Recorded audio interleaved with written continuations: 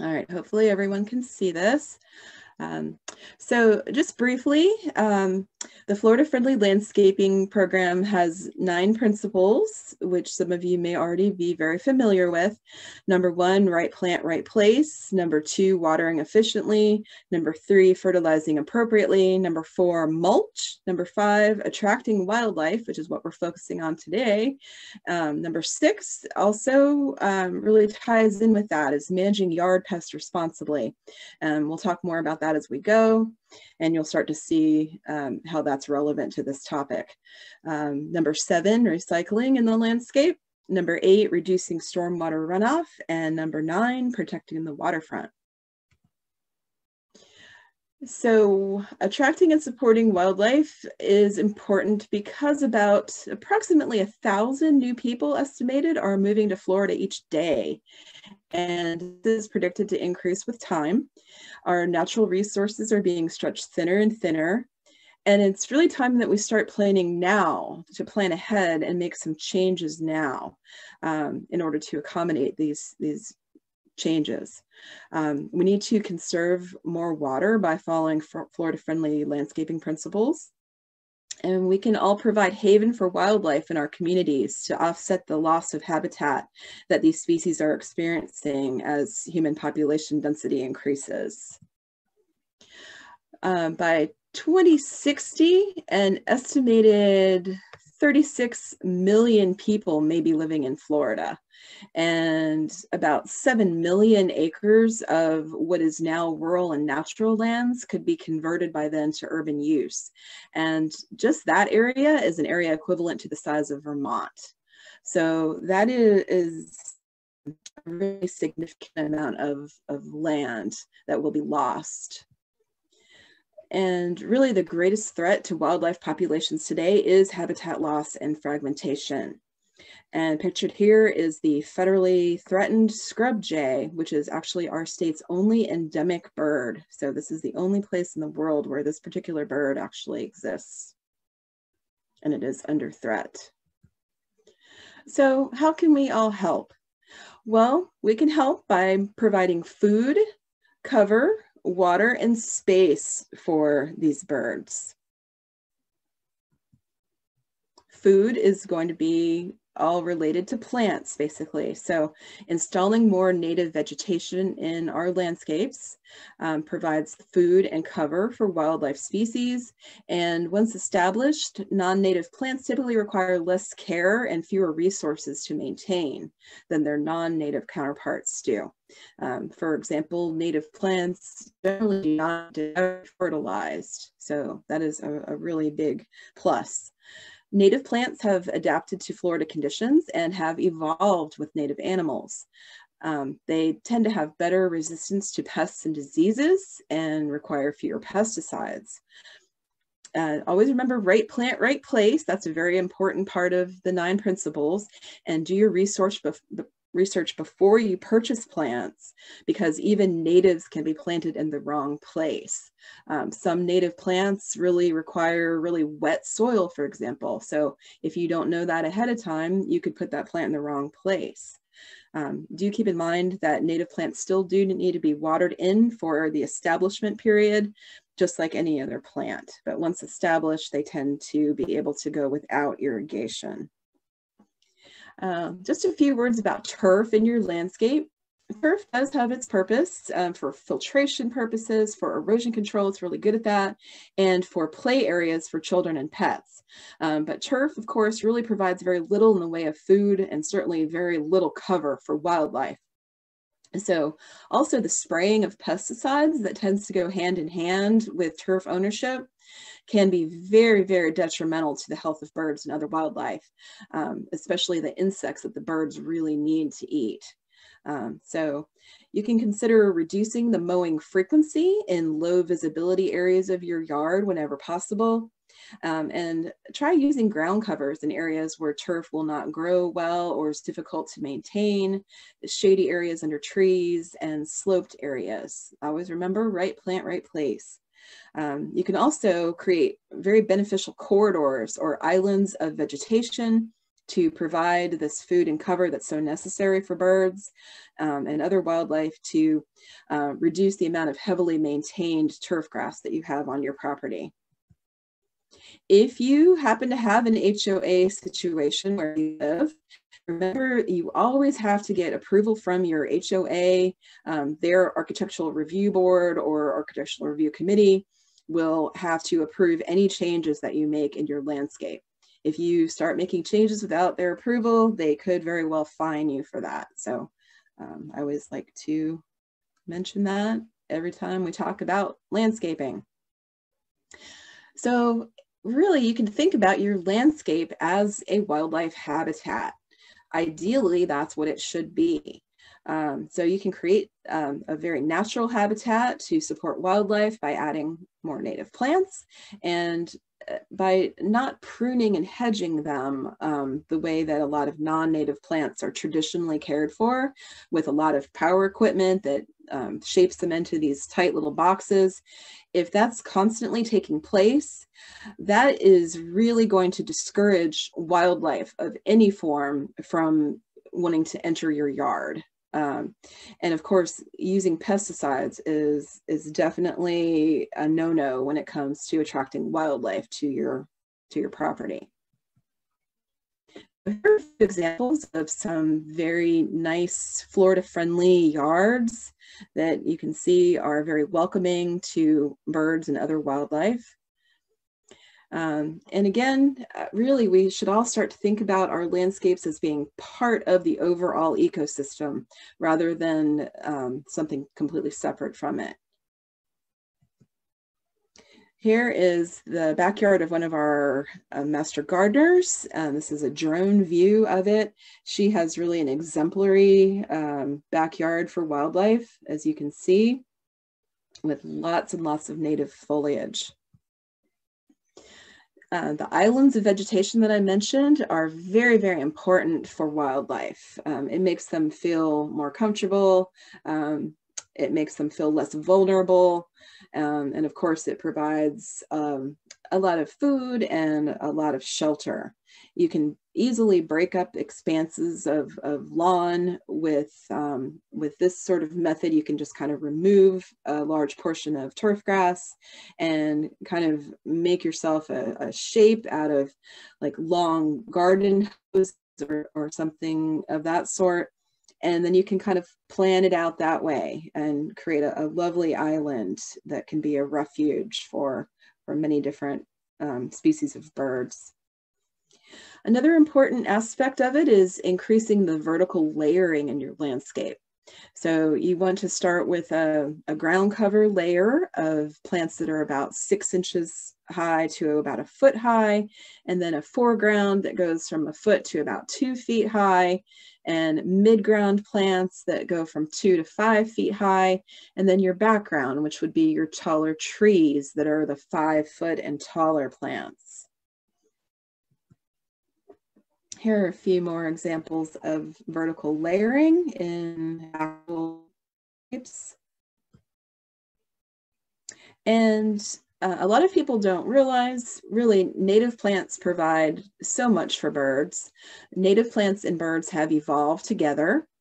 It's very important to realize that it's not just the fruit of the native plants or the seeds that provide food for birds, or that it just provides the foliage, the cover, but it's really the fact that many native plants are actually the larval food source for many, many caterpillars that are a major dietary necessity for most birds. Pictured here is the Hercules Club, a native tree. It does provide berries, but it's also one of the larval host plants for the giant swallowtail butterfly. And of course, once the caterpillars are feeding from that plant, it's ideal for the birds to then come in and feed. And it also has large thorns on this plant to protect the birds from predators while they're on the tree. And over time, the thorns on the trunk actually develop into those really interesting looking bumps, which give it a lot of character. It does have high salt tolerance, and irrigation is okay for this one. It can deal with a wetter environment. And of course, our majestic live oak. It is perfect landscape plant to attract all sorts of wonderful variety of wildlife. It really attracts everything. It attracts birds, it attracts the insects that the birds eat.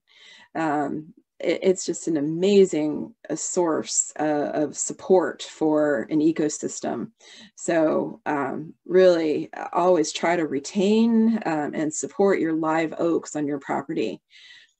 And if you have a huge property, add more.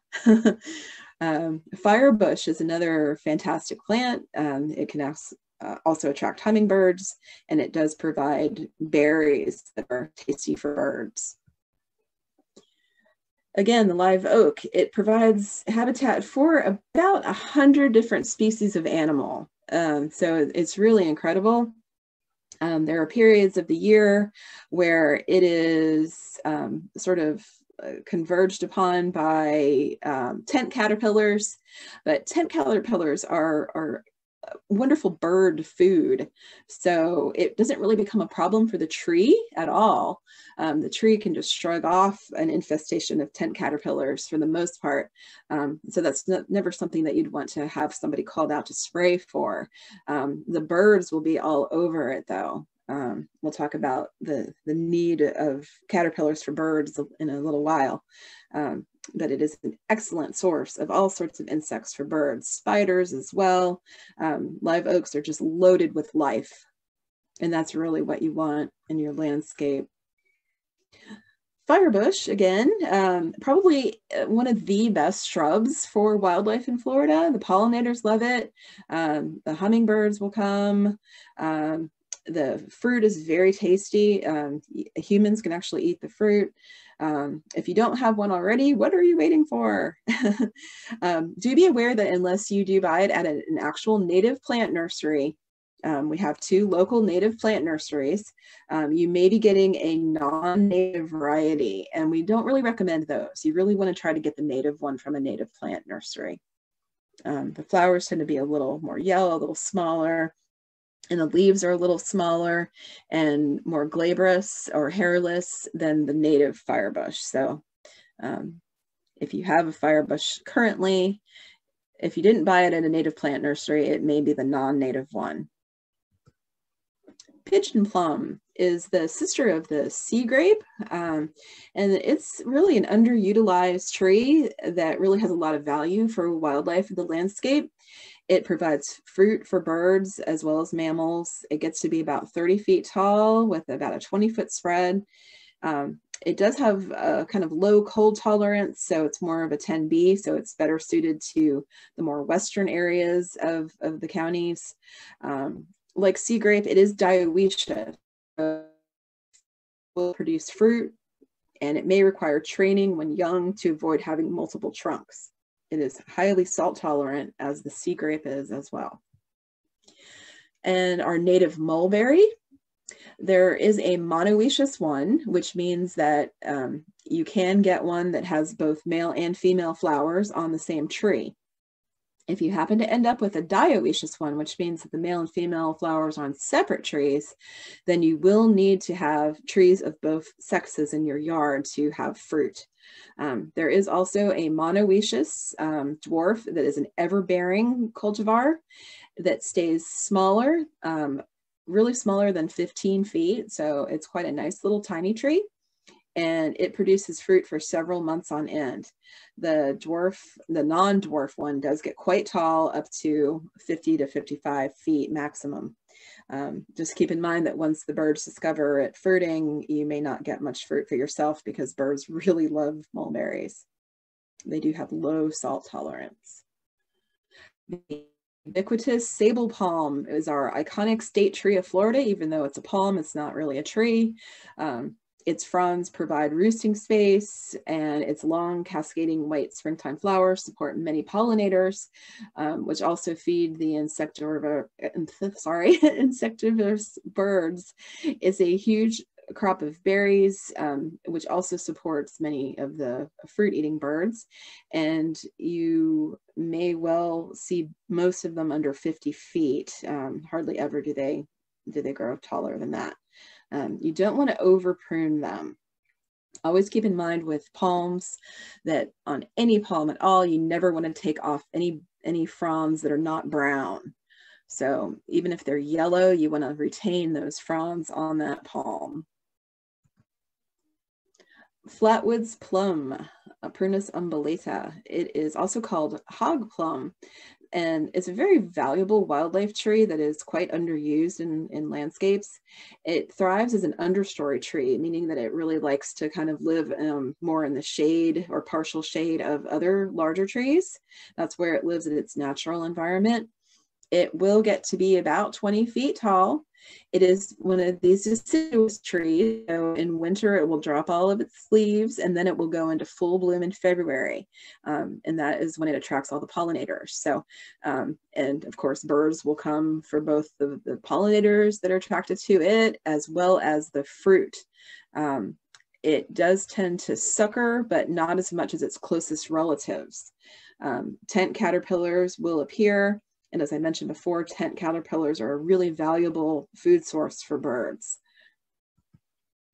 Sweet acacia is a nice airy tree. If you're looking for a tree that's not incredibly dense, that you kind of want to be able to see through somewhat, this is the perfect tree for you. It does have thorns, so do be careful when you're deciding where to plant the tree. It only gets to a max height of about 30 feet, so it's not a huge tree. It has really highly scented flowers that attract many pollinators, and the birds will come to perch on it and eat the fruit. A sea grape, Cocoplome uvifera, is an excellent large shrub. It can be used as a hedge for screening. It can be trained into a medium-sized tree. Also an excellent wildlife supporter. Just be sure to get a female plant because it's one of those that only the females produce the fruit. And every creature loves the fruit, I think, including most humans. It's very tasty. Marlberry is another understory shrub, so it does not prefer to be in the full sun. It's a great screener for areas that are more shady in your yard. The flowers will attract pollinators, and in spring, the purple berries are a great source of food for numerous birds. It can get up to about 20 feet tall, and it can be trained to be more tree firm if you do some pruning on it. Simpsonstopper is another excellent bird tree. It's mostly seen as a large shrub, but it can be trained into a tree form, and that will accent its beautiful coppery colored bark. It's really very attractive bark on this tree, and it's excellent plant for cover and nesting for the low nesting species of birds. The flowers are extremely attractive to pollinators, and it does have orangish red fruit that attracts birds, which occurs in the late summer or fall. And it gets to be about 30 feet tall by 20 feet wide, but it can be maintained, as I said, as a lower shrub, especially in full sun. It doesn't tend to stretch up as much. Beautyberry, Calocarpa americana, is a large sprawling shrub, and again, it prefers some shade over direct harsh sun, and it gets to be a max of about 8 feet by 8 feet, and has very pretty blooms that are mostly bee pollinated, followed by these beautiful bright purple berries in the fall, and the birds adore these berries. So it's another really great wildlife plant. Same with wild coffee. It's in the same family as firebush, the Rubiaceae or coffee family. And pollinators love the white flowers, and the flowers are followed by these really succulent red berries that birds really tend to prefer. But make sure you keep this in somewhat of a shady location. It can turn kind of sickly yellow in bright sun. And Cocoplome is a nice plant that's seen in coastal areas. Sometimes it has moderate salt tolerance. It makes a nice tall hedge, and it does produce these really fairly tasty plums that humans can eat as well. But birds really like those as well. The dwarf bluestem palmetto is a beautiful smaller option for a palmetto. This one only gets to be a maximum of 9 feet high. So it's the dwarf, really pretty blue version of our state tree, the palmetto. And it has these really excellent blooms for pollinators, and it does produce berries that birds will love. It has no thorns. It can be a little difficult to transplant, so I wouldn't recommend moving it once it's planted by any means. This particular sable needs more of an understory environment, again with a little more shade, but it's a really great cover plant for wildlife. And the same with the scrub palmetto. This one can handle more sun. It's another mini version of the sable, which is another fantastic wildlife plant, and it has these really massive white cascading blooms the way that palmettos get. And then after that, they're followed by the berries that are really appetizing to birds. And it's another underutilized small sable, so it's a nice alternative for a smaller property. It grows very, very slowly to a maximum of about 6 feet tall by 5 feet wide. And the saw palmetto, pictured here is the silver saw palmetto, which is very attractive. Another really great wildlife plant. It does get quite large, however. So it takes up a lot of space. It gets these snaking trunks in time, as you can see in the picture on the bottom left there. So it's not ideal for small spaces, and you certainly don't want to plant it right next to sidewalks because it does have saw edges on the petioles. That's where it gets its name, saw palmetto.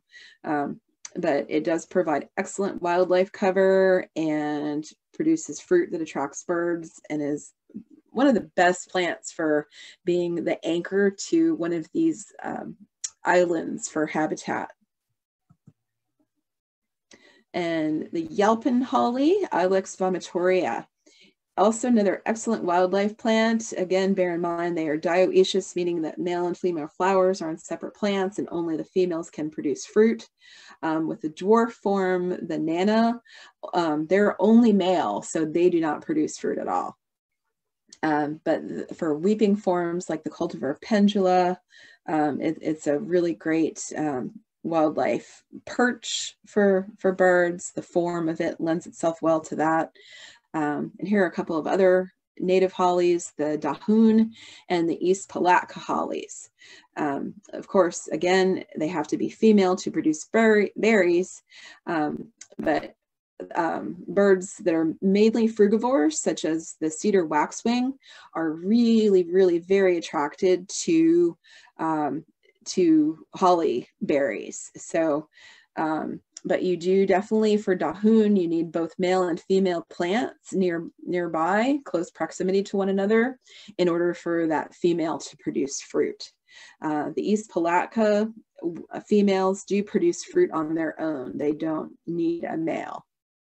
Both are considered medium-sized, although the East Palatka gets taller, up to 45 feet, and that one is more pyramidal in shape. As you can see by this picture, that's a fairly typical example of what that tree looks like.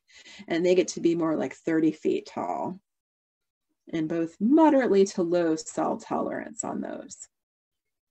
The Kunti is a great native zamia.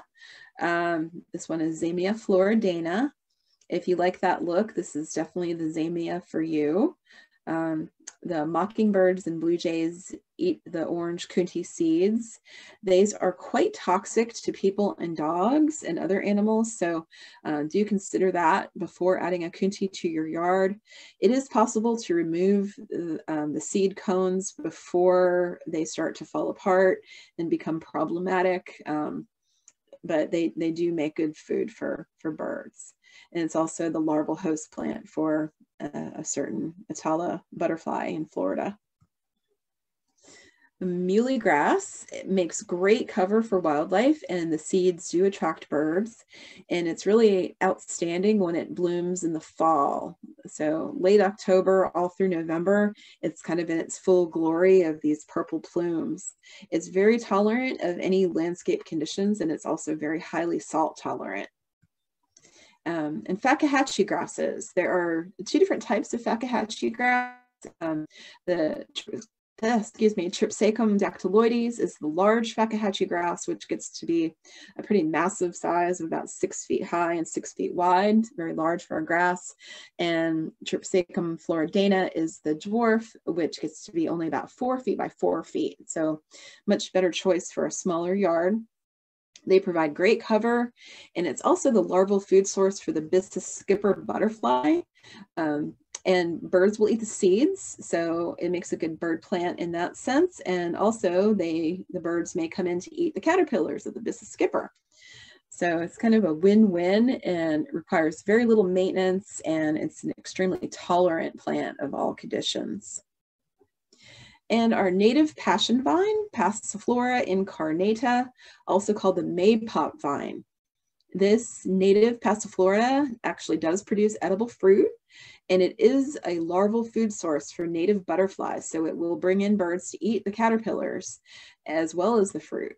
It can tend to be a little aggressive, so planting it in a pot may help with this somewhat. And remember that as a vine, it will need either a trellis or a fence or an arbor to grow on. And it is not salt tolerant. And certainly you can also add tropical fruit trees that you happen to enjoy to your yard that may not be native. As long as they're non-invasive, that's fine. Just know that you will be sharing the fruit with the birds. I always kind of plan with my mango trees that the birds will probably end up, if the tree produces 50 mangoes, I might get 20 of them, and then I kind of give an allotment of the other 30 to the birds. Loquat is another one that they really enjoy. Star fruit can be useful. Lychee and longan both, they're related. They produce a lot of fruit, so there's plenty to share with the birds. And jaboticaba, the Brazilian grape tree that grows the fruit on the trunk itself, another favorite amongst birds.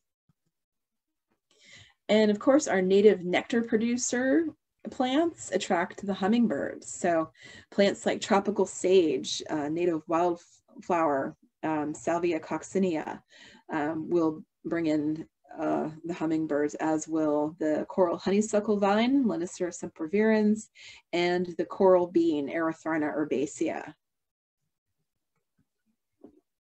Most commonly, you'll find the ruby-throated hummingbird in Florida. If you're going to see a hummingbird at all, this is probably going to be the one that you see here. There's the male with the ruby red throat and the female that has a lot less color, as birds do. Now, really, I would recommend foregoing the hummingbird feeder. I would definitely not drink that red stuff. I don't know about you. It's really just artificial colors and sugar. And it also can go bad rather quickly in our particular humidity-ridden climate and can actually become a potential danger for hummingbirds if it starts to turn bad. So why risk that? Instead, you can really just provide the plants that they naturally want to feed from. So plants like the firebush and even the non-native fire spike is a great hummingbird plant. And it'll bloom at different times of the year, which is also very handy. The firebush will bloom through the summer, and then the fire spike in the red starts blooming in the fall, as will the necklace pod, pictured to the right.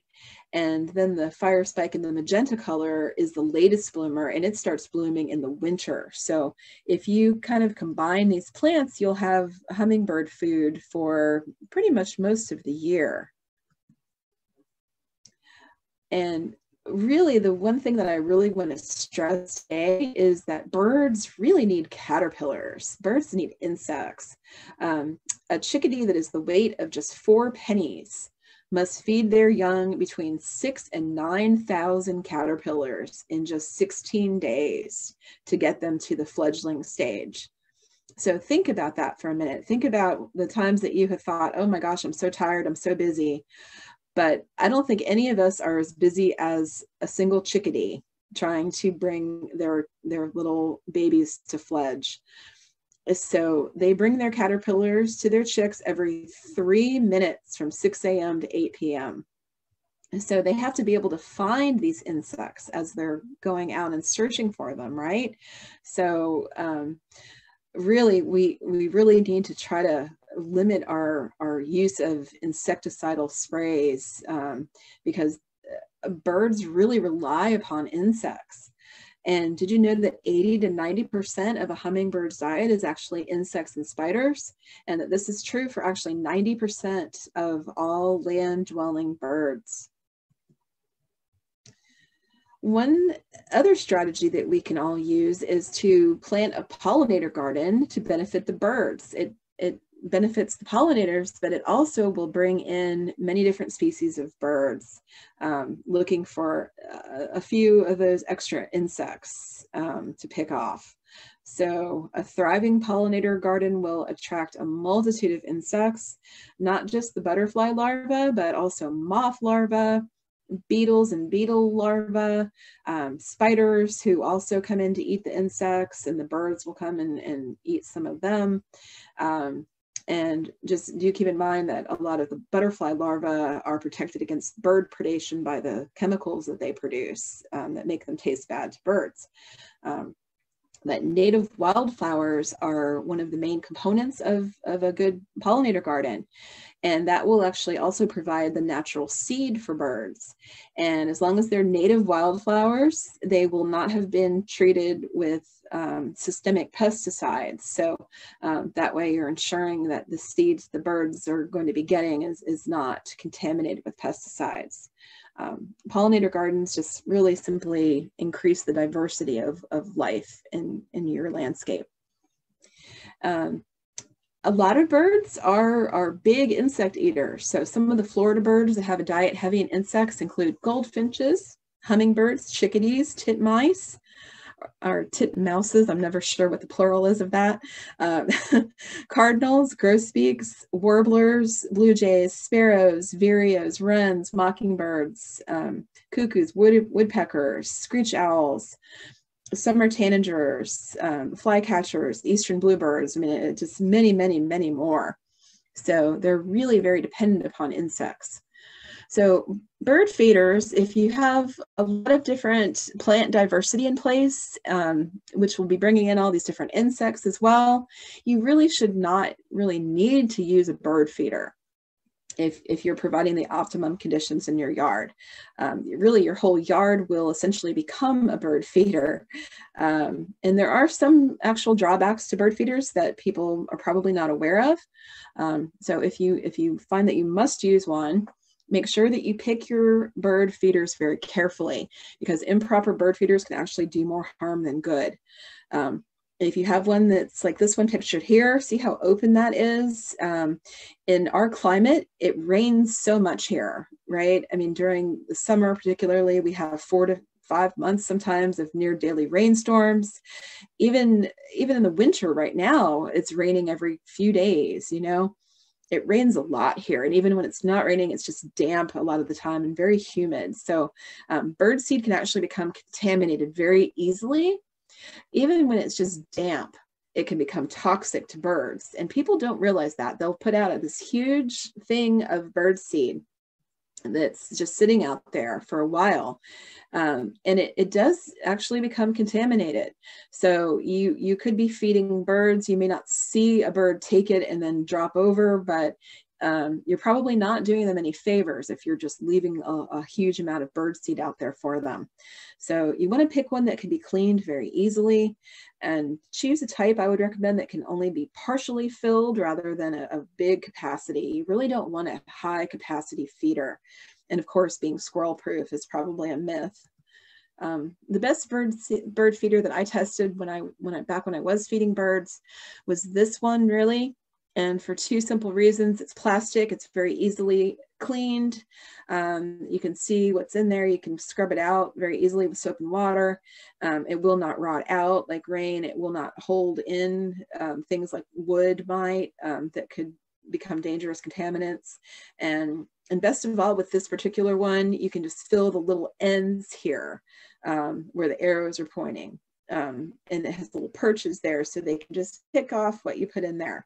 But actually, honestly, I stopped using a bird feeder. I stopped actively feeding birds with a bird feeder.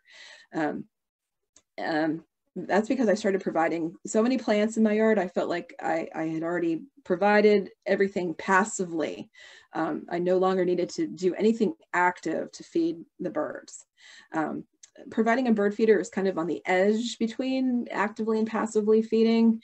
What I would call actively feeding is like holding out something in your hand and having wildlife take it. And that's never recommended with any form of wildlife. You never want to do that. You never want to actively feed wildlife. So really how I came to that decision to stop using one was I asked myself, am I doing this for them or am I doing it for myself?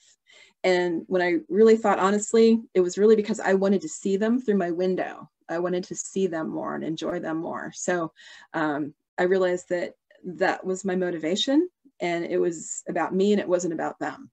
And that was just my own personal decision that I came to, and that's why I stopped doing it. Also, there was a horrible story that I happened to run across about a bird seed company that was selling seed that was contaminated with pesticides. Like they were treating it with pesticides before putting it on the market. And there's this big class action lawsuit because they did a lot of damage to a lot of birds. So if you want to be horrified, you can Google bird seed lawsuits and read more about that. But if you do end up using a bird feeder, please do choose one correctly and be careful of the type of seed that you use in it. But these are the type of birds that might come to visit you: blue jays, mourning doves, northern cardinal, mockingbirds, tufted titmouse, and pine warbler will eat some seeds, but warblers in general more so eat insects. Here are some resources for learning more about attracting butterflies and birds with plants. FloridaWildflowers.org/attracting butterflies and FloridaWildflowers.org/attracting birds. And here's some native plant resources from the Florida Native Plant Society and the Association of Florida Native Nurseries. Another thing that's very, very important piece of this is to leave your leaf litter in place. Leaf litter not only acts as a natural mulch, it also provides the perfect habitat for earthworms and other invertebrates that actually improve our soils as well. And many, many bird species will forage in leaf litter. So it's really important to have this, and it's an important part of the soil food web. You could relocate it if need be to a less visible area on your property if your HOA might give you a hard time if you live in an HOA. Another part of it is removing invasive plant species. So learning to identify invasive plant species and eradicate them from your property. These species grow very aggressively. They displace native plant ecosystems, destroy wildlife habitat, and really end up reducing wildlife diversity significantly. And often their seed is spread inadvertently by birds. Here are a few of the worst offenders as far as invasives go: Brazilian pepper, air potato vine, carrotwood trees, melaleuca trees, rosary pea vine, and of course, Australian pine. If you need more help with invasive plant identification, you can use the IFAS assessment shown here. Also, there's a static list called FLEPC that you can refer to that's updated every 2 years. And also, please send plant pictures to your local Master Gardener Clinic. The one in Manatee County is manateemg@gmail.com, or to whichever one is your local county IFAS extension office. And dead trees are called snags. So if it's not a danger to life or property to keep a snag in place, it's a really good idea to retain snags on your property. Our first instinct usually is to remove that dead tree, but snags are really extremely beneficial to many, many animals, especially birds. And many trees are only able or likely to form these valuable cavities for birds after they are dead. If a snag happens to be too tall or is dangerously precarious, you can try cutting it down to about half of its height rather than removing the entire tree.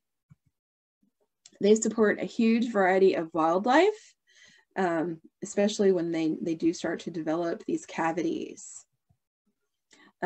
25 species of Florida birds use the cavities of trees and snags, anything from large turkey vultures to owls, to endangered kestrels, to the little diminutive brown-headed nuthatch.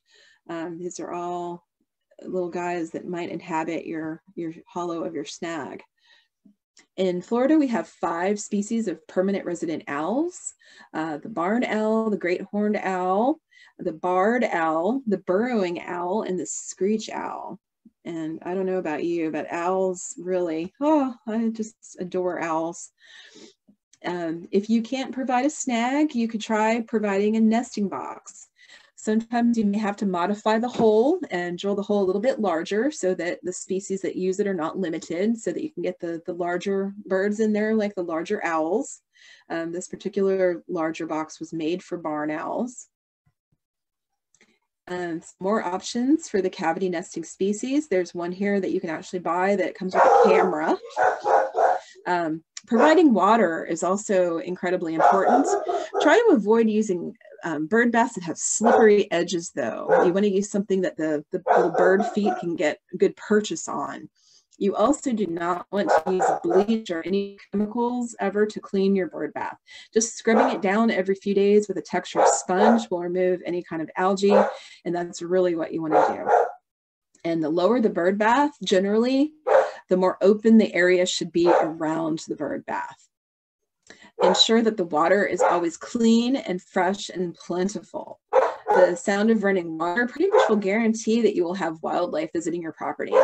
And running circulating water is definitely easier to keep clean with a filter rather than having to clean still water containers every few days. But obviously that is more of a financial investment as well. The combination of both visibility and nearby protection are very critical. If it's either too exposed and too open or too densely covered, the wildlife will not feel safe. So you want to think about the watering hole footage from nature documentaries here. It's really drinking and bathing are the 2 most dangerous activities that are the most risky for wildlife and when they're the most vulnerable. So these 2 bird baths pictured here are placed near cover, but not inside it. And that gives them really ideal visibility and protection from predators. Space is also very important for wildlife, particularly the more large raptor type birds. They need really large open spaces to be able to fly around and hunt for rodents. And of course, they spend a significant part of their time flying. So without open spaces, this becomes challenging for all birds. So open space is also really critically important for all of the insectivorous species who catch flying insects on the wing. And here are a few parting thoughts that are for the birds. And pictured here is the lovely little Carolina wren, which is a very friendly little bird. If you have a yard with a lot of cover, you will probably eventually get some Carolina wrens visiting you. Birds really are under threat. Unfortunately, worldwide, there are about 18,000 species of birds, and an estimated 1 of 8 are considered to be under threat of eventual extinction. And so far, 179 species of birds have already become extinct. And our rate of extinction, seems to be increasing. But please keep in mind, don't feed wild animals. And there is a huge difference between passively and actively feeding them. And this is what I mentioned earlier. Passively feeding them is providing plants in the habitat to feed them and just watching from afar. Actively feeding them is walking up to them with a hot dog in your hand and offering a sandhill crane a hot dog. You never want to do that. It really, I mean, you've heard horror stories probably of people who live on golf courses who got in the habit, who they moved here and they started feeding the sandhill crane hot dogs, and all of a sudden the sandhill crane started attacking their their screened-in lanai and started pulling their cushions apart. It's not the bird's fault. The human brought the bird into their environment by actively feeding them. So actively feeding wild animals causes them to associate humans with food. It causes them to lose their fear of humans, and it can very well make them aggressive, and it can cause them to end up in dangerous situations such as parking lots looking for handouts. And really the food most often that's being given to them is food such as hot dogs and bread. And these items are really terrible for birds. They're not even good for humans, really, but you certainly don't want to be giving them to wild animals, especially not birds. Or really, you should never feed any wild animal. So it's really far better for their sake to just leave them alone and enjoy their beauty from afar. You always want to try to expand the scale of habitat as much as possible. Many wildlife species do require a larger habitat than what can be provided by any of our yards. So talk with your neighbors and your HOA board members about creating much larger wildlife habitat patches within your neighborhood. And these connected habitats will definitely draw in more species. You really want to try to reduce or eliminate the use of pesticides. Broad spectrum insecticides eliminate many insects, including pollinators, and it reduces the food source for birds and other wildlife that really need to eat insects to survive. And systemic pesticides particularly are bad for this because they stay in the plant for weeks and there's no safe time to spray them. So using integrated pest management techniques in your landscape include scouting your plants to determine your pest levels and to recognize beneficial insects, removing the affected parts of the plant by pruning or trimming them off, and then bagging them up in a plastic bag so they don't continue to spread through your property. You can spot treat if you have to by using really low impact products such as horticultural oils and just spraying just that one little spot, not the whole property. And read and follow all label instructions if you absolutely must use pesticides, but always use the least toxic pesticide that you can possibly use. The type of mulch that you use in your yard can actually matter as well. So mulches that are labeled as mixed hardwoods are often made of scrap woods that are broken down from pressure treated wood and pallets and other types of chemically treated woods. So they are typically dyed either red or black or brown. And they can potentially contain chemicals such as creosote or CCA, chromated copper arsenate, among others, which can be toxic to the invertebrates that live in the soil underneath the mulch. So when birds go looking for insects under the mulch, they may find that all the insects have died, or what is there could potentially harm the birds. So we don't recommend using those. We also do not recommend using cypress mulch. It is not a sustainable product. Really valuable native cypress trees are killed in making cypress mulch. We do recommend sustainable mulches such as flora mulch, which is made from invasive melaleuca trees, and the image that's to the right. Or you can use pine bark mulch or pine straw. Those are all sustainable mulches. Keep cats indoors to protect wildlife. Based on extrapolated data from Wisconsin, feral and free-ranging cats in Florida may be killing as many as 68 million birds each year. So it really is quite a significant problem. And loose dogs will also harass and even kill a wide variety of wildlife species as well. All right, so to wrap up for today, here are the top 10 tips for landscaping for backyard birds. Limit the lawn and leave the leaves. Increase vertical layering between trees, shrubs, and ground covers. Provide snags and brush piles if at all possible. Provide clean water. Provide native vegetation for natural food sources, provide bird nesting boxes if appropriate, remove those invasive exotic plants, greatly reduce or eliminate your pesticide usage entirely, expand the scale of habitat throughout your community if possible, and control your outside pets. All right. Well, thank you very much.